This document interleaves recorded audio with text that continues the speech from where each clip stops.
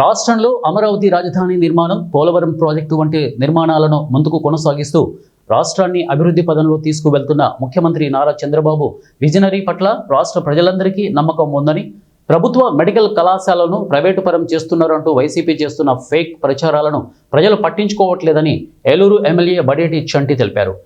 PPP విధానం అనేది ప్రస్తుత రోజుల్లో కాలేజీ పిల్లలకు సైతం అవగాహన ఉందని, అటువంటి అంశాల్లో అసత్య ప్రచారాలు చేస్తూ జగన్ రోజురోజుకి దిగజారిపోతున్నారని ఎమ్మెల్యే బడేటి చంటి అన్నారు.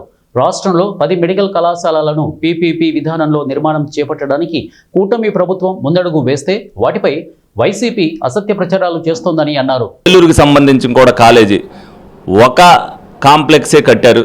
అది కూడా సెప్టెంబర్ 1 నాటికి ఓపెన్ చేయవలసినప్పటికీ కూడా సకల సదుపాయాలు లేవు.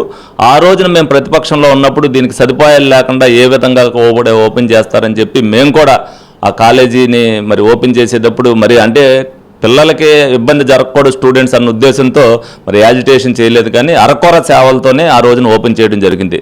మేము వచ్చిన తర్వాత మరి ఏదైతే విద్యార్థులకు ఇబ్బంది జరగకూడదన్న ఉద్దేశంతో ఆ బిల్డింగ్కి సంబంధించిన రమారమి 50 కోట్ల రూపాయల దాకా ఏదైతే వాళ్ళు బిల్లు పేమెంట్ చేయలేదో ఆ బిల్లు పేమెంట్ చేస్తేనే కానీ ఆయన కంప్లీట్ చేయడం జరగలేదు.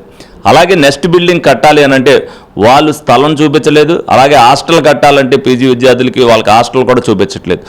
దానికి సంబంధించి మరి ఎకరం 55 సెంట్లు ఒక చోటన, ఎకరం 12 సెంట్లు ఒక చోటన రెండు కూడా ఇమీడియట్గా డిఎంఈ గారిని కూడా ఇక్కడికి పిలిపించి ఇక్కడ కలెక్టర్ గారి ఆధ్వర్యంలో నేను కూడా వెళ్ళి అక్కడ ఆ సైట్లు చూసి హాస్పిటల్లోనే మీటింగ్ పెట్టి ఆ రెండు కూడా యుద్ధ ప్రాతిపదికన చేయబట్టి ఈ రోజున మరి 150 మంది మళ్ళీ సెప్టెంబర్లో 150 మంది ఉండటానికి 3 బిల్డింగులు కూడా మరి అన్నీ కూడా 2 బిల్డింగులు పూర్తిగా కంప్లీట్ అయినాయి. ఏదైతే బేస్మెంట్